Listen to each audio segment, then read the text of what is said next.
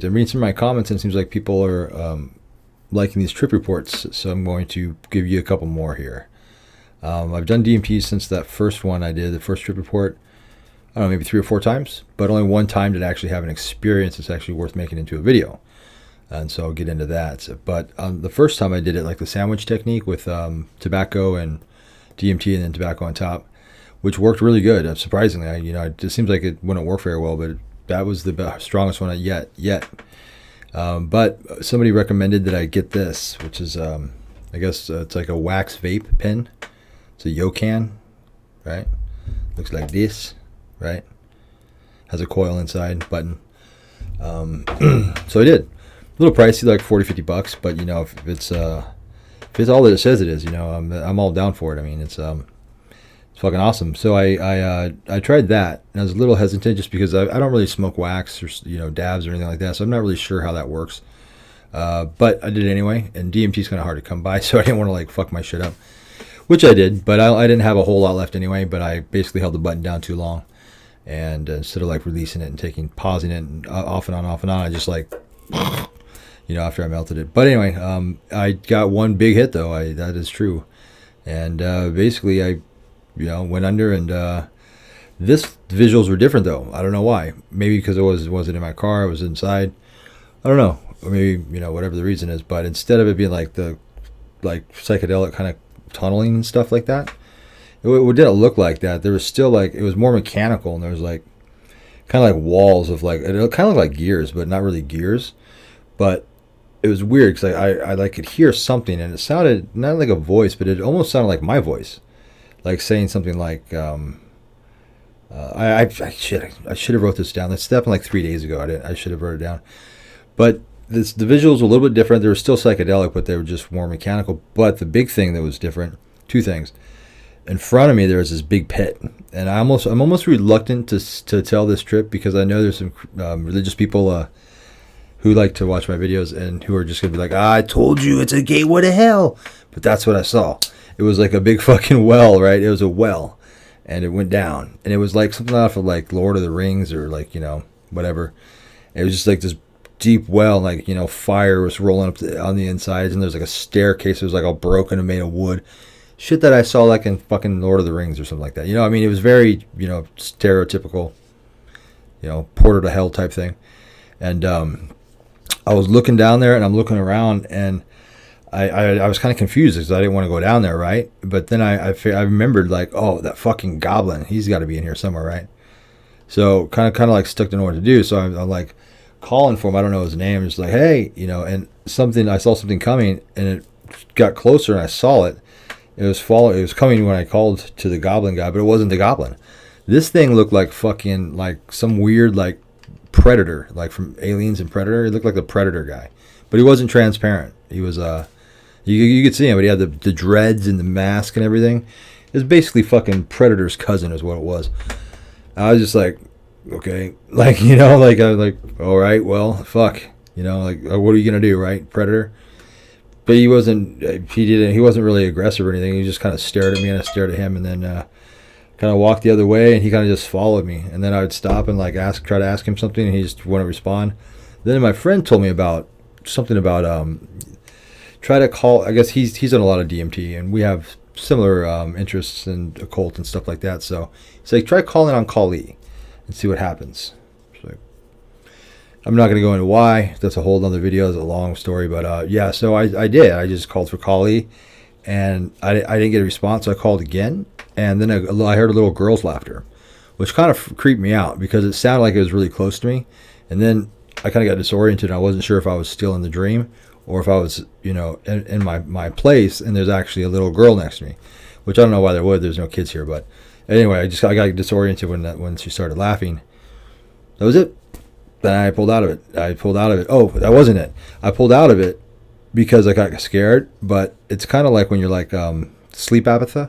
I could kind of wake up and I could kind of open my eyes, but it took all my strength, and it's really hard. It's you're really, really drowsy, but I was able to lift up my hand.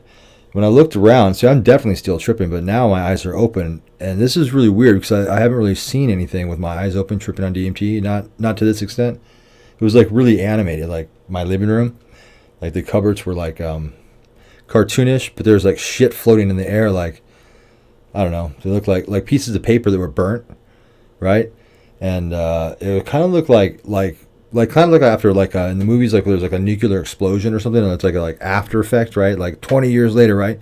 Like all dusty and shit, like, you know, on fire. And you know, that's what basically it looked like I was dead. Like it looked like the place was like 1,000 years old, right? And I looked at my arm, and I started looking at my tattoos here, and all of a sudden it was like the skin was like just like shrinking around my bone, and basically I was turning into a mummy. My hand was like going like this, and I was just looking at it and watching. I just thought to myself, like, fuck, am I dead? Did I die? Like, is this it? And it was weird because then I wasn't quite sure if I was tripping or if I was real, which is weird because like at the beginning of the trip I was aware that I was tripping, and I was aware that I was under, and I had some sort of lucid experiences where I could kind of manipulate things a little bit. But towards the end, when I was trying to pull out of it, it was a lot harder.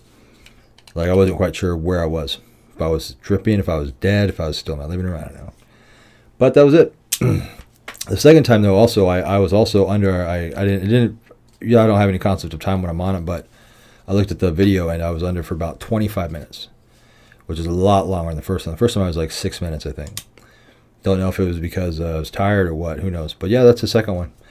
So thankfully, a friend, a guy that I met on the street, he actually recognized me from 30 hits from this. This is what I'm going to get into this.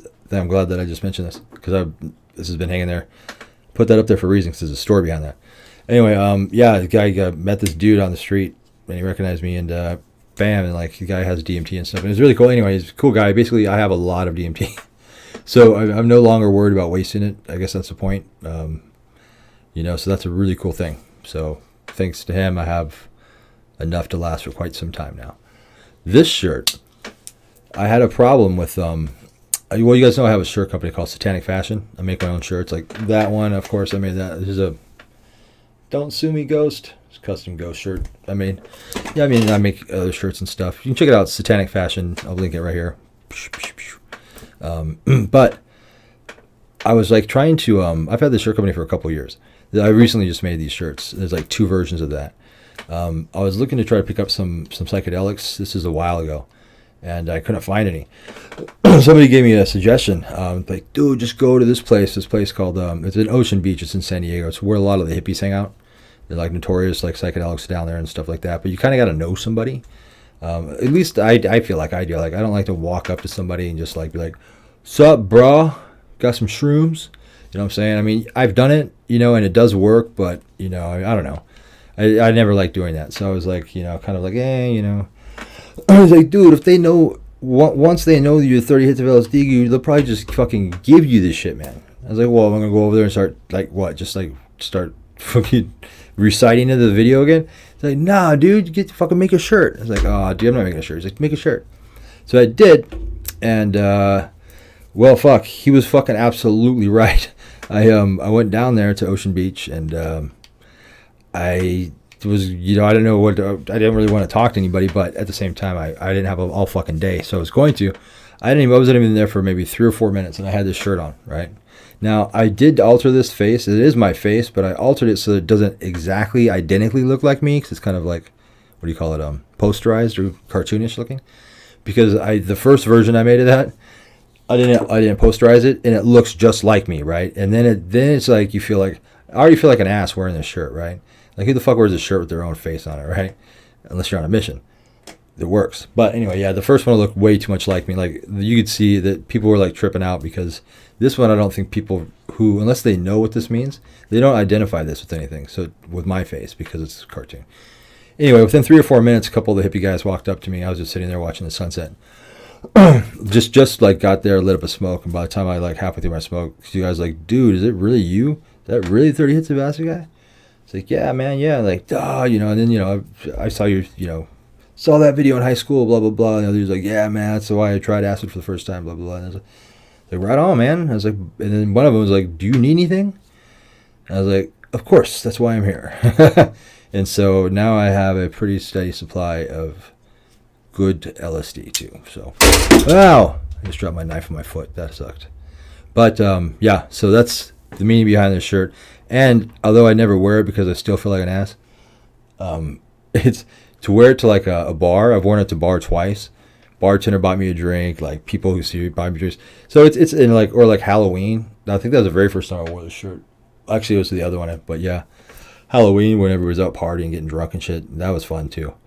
So yeah, I mean, there's that's why it's there for special occasions. But yeah, that's it. I'm gonna try the DMT later on tonight again, and yeah. Now that I think I have the pattern down, I think I'm gonna, and I have enough DMT where I can kind of experiment. So I should have some really good trip reports. I still don't think I've really broken through yet. I thought I did the first time, but I think I was wrong. So I'm looking forward to it.